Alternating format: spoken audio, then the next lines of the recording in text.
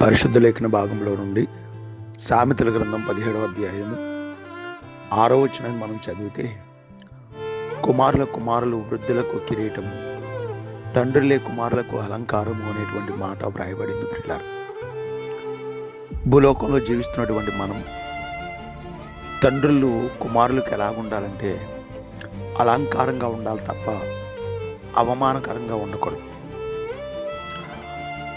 తండ్రులు కుమారులకు అలంకారంగా ఉండాలి అని అంటే, దావీదు గారిని మనం చూస్తే దావీదు గారు సొలొమోను గారికి ఎలా ఉన్నాడంటే ఒక అలంకారంగా ఉన్నాడు.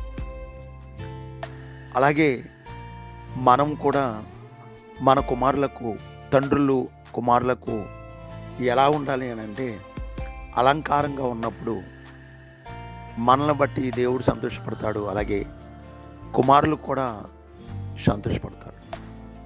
కుమారులు సంతోషపడేటటువంటి స్థితిలో మనమున్నప్పుడు అప్పుడు కుటుంబం అంతా కూడా ఎలా ఉంటుందంటే సంతోషంగా ఉంటుంది.